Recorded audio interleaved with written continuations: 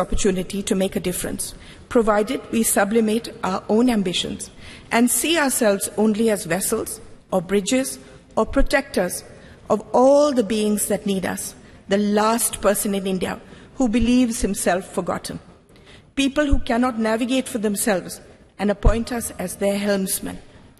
I have tried to make the most of every minute to bring about change wherever I am, whether as Environment Minister, when many institutions and laws that safeguard us were passed, as Social Justice Minister setting up Alimco, which now looks after all the disabled in the country, Childline, which was regarded internationally as the best institution for looking after street children, stopping child labour in the carpet industry. You can change things wherever you are. For instance, in the opposition as a BJP member, as chairperson of the often ignored Assurances Committee, we changed the way people were experimented on by pharmaceutical companies. They were not paid or even asked before becoming guinea pigs. This was changed by us. During Atalji's time, we brought in the vital red and green dot on foods, allowing people to know whether they were eating vegetarian, non-vegetarian food. We repaired an institutional deception by food companies. No service, no job is too small that it should not be taken seriously. My happiest moment was being given the responsibility by the Prime Minister, who coined the phrase Beti Bachao, Beti Padhao.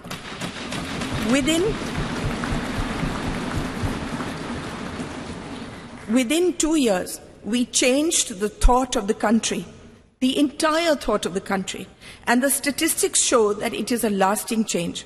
From 130 women per 1,000, a shameful statistic, it rose to 950. Crores of girls were saved. Not only that, it is now seen as a shame and a crime to do away with girl children, whether in the womb or newly born. Now that we are going into a new building, a new phase, I want to tell all the young people here that politics is never fulfilling unless you have a grand passion and a commitment outside it, unless a fire of curiosity burns within you. No service is too small in the service of Mother India. What I have learned is that each constituency is your family.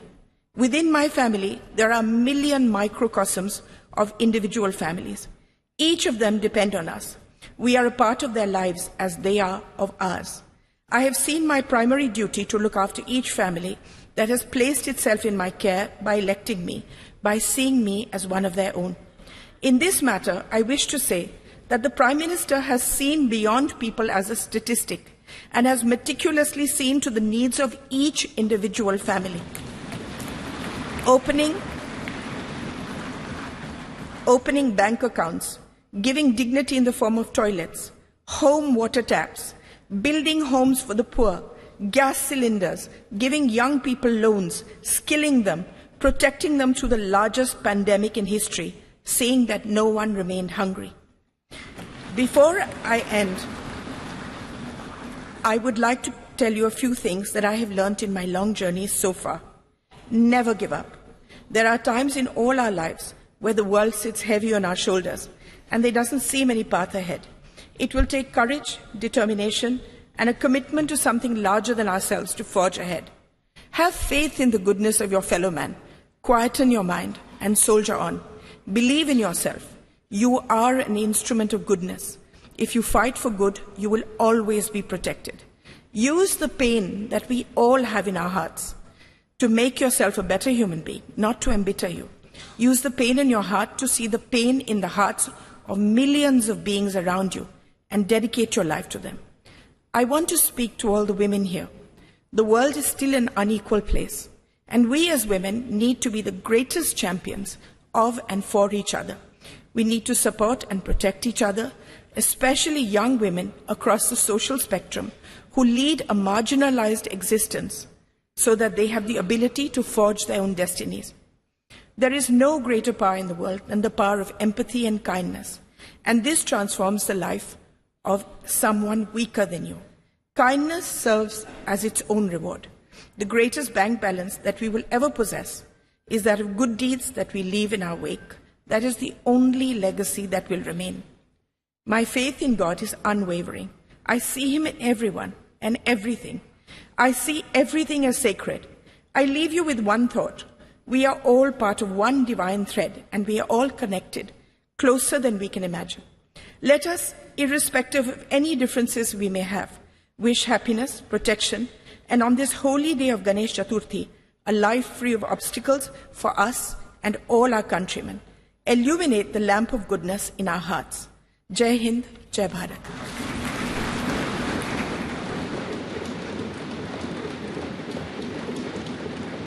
बहुत बहुत धन्यवाद ma'am. आपने बिल्कुल सही कहा। ये वो देश है जहां बेटियां आगे बढ़ती हैं। ये वो देश है जहां परंपराओं के साए में आधुनिकता पनपती है। ये वो देश है वसुधैव कुटुंबकम, जिसका नारा है विश्वगुरु भारत, ये देश हमारा है। अब मेरा सादर अनुरोध लोकसभा में सबसे बड़े विपक्षी दल के नेता श्री अधीर रंजन चौधरी जी से कि वे अपना संबोधन प्रस्तुत करें। Honorable Vice President of India, Honorable Speaker Lok Sabha, Honorable Prime Minister of India, Parliamentary Affairs Minister of both the houses, opposition leaders, Kharge ji, all my senior leaders and distinguished, esteemed colleagues of both Lok Sabha and Rajya Sabha.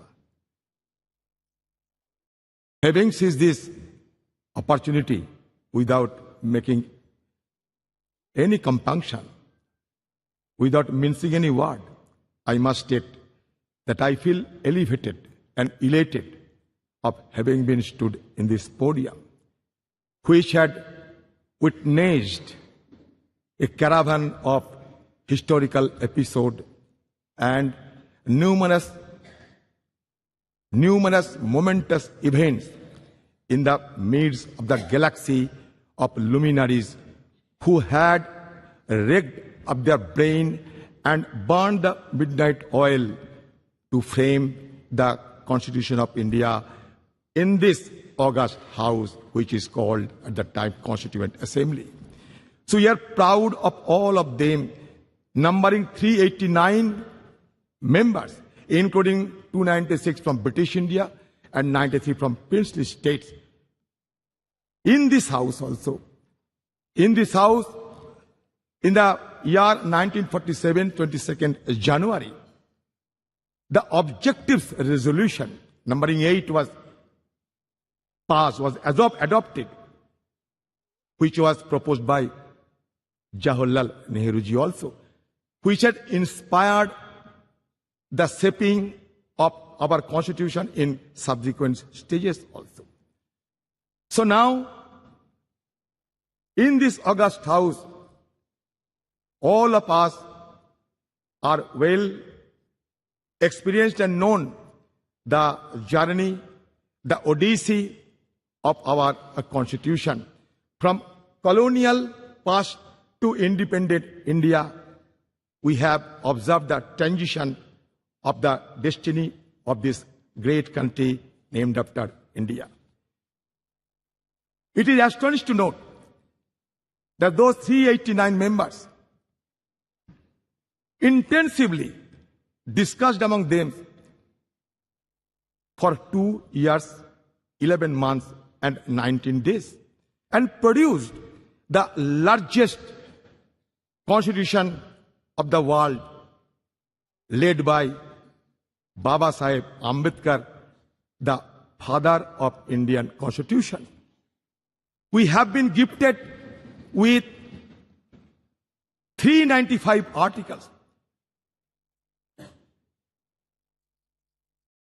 Also, 22 parts and 8 schedules.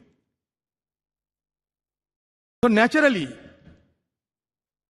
the house, which is called Central Hall, it is a historic hall. It is not. It will not be known by simply its architectural splendor, but its illustrious legacy. Now I come to the point that our ability to attain developed nation status by 2047 hinges on the active involvement of our citizens and the unwavering dedication of their representatives. The groundwork laid in the formative years of our nationhood and also the subsequent years has empowered us significantly. However, we are confronted with intricate challenges that require immediate attention and resolution as we progress towards this objective. I do not have any idea of what is called and how a country to be recognized as developed country by any designation. I do not have any idea of any global consensus is existed or not, because when we see other developed countries, among the various key determinants, one determinant is always followed, that is Human Development Index. And insofar as Human Development Index, India has been lagging behind and we are ranked 131 out of 189 countries. At present, disconcerting reports reveal that the top 10% of India's population controls a staggering 77% of nation's total wealth. In 2017, a staggering 73% of wealth generated has reportedly gravitated towards the wealthiest 1%, while staggering 670 million Indians constituting the poorest half of the population saw their wealth increase by a mere 1%. This stark disparity presents a crucial challenge in ensuring that millions of people living below the poverty line have access to fundamental necessities like food, shelter and healthcare, a prerequisite for advancing towards developed nation status. While India boasts of a sizable youth population, high unemployment rates pose a significant hurdle to leveraging this demographic advantage. Addressing this challenge is paramount, necessitating a concerted focus on job creation and the encouragement of entrepreneurship. It is essential to enable India's youthful population to contribute substantially to the country's economic growth and development. Despite India being the world's 5th largest economy, our per capita GDP falls far behind that of developed nations. Tackling this economic growth challenge requires pro-growth government policies, maintaining low inflation, reducing interest rates, alleviating unemployment, fostering a skilled workforce, bolstering purchasing power, stimulating demand, and enhancing the healthcare and education sector. India must prioritize the development of a globally competitive, labor-intensive manufacturing sector capable of generating significant employment opportunities. In sum, addressing the pressing issue of high youth unemployment is a pivotal step for India's march toward developed nation status by 2047. I am impatient. I do not want to vote till 2047. Why not before 2047? To realize the vision of becoming developed nation, India must pursue a growth trajectory that is both comprehensive and sustainable. Economic growth must be all-inclusive, benefiting every citizen. An overarching focus on human development, encompassing access to healthcare, education and essential services must be implemented holistically.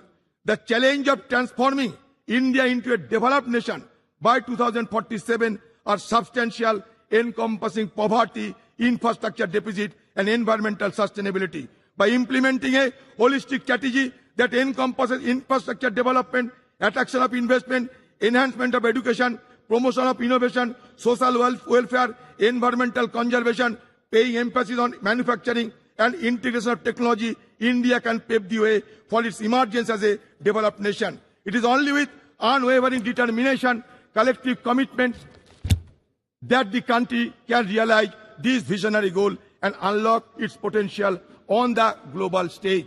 I will conclude by saying that धरती सिखाते हमने सबको बोझ उठाना, गगन सिखाते हमने ऊपर उठते जाना, सूरज की लाली से सीखा जग आलोकित करना, चंदा की किरणों से सीखा सबको पीड़ा हरना, पर्वत ने सिखाए हमने दृढ़ संकल्प बनाना, नदी सिखाए हमने आगे बढ़ते जाना, सागर की लहरों ने सीखा दुख सुख सहे जाना, और तूफान ये सिखलाते हैं आफत में ना घबराना और आफत से टकराना। हम चाहते हैं कि ये separation of power should be maintain in A judicious manner and also in presence of all the guiding light of our country. I must suggest that India is not a homogeneous society, rather it is a heterogeneous society. But now the need of the hour is to maintain the harmonious society. With this word, I am concluding my speech. Thank you. Jai Hind, Bande Mataram. धन्यवाद sir. अब मेरा सादर आग्रह है राज्यसभा में सदन के नेता श्री पीयूष गोयल जी से कि वे अपना वक्तव्य प्रस्तुत करें।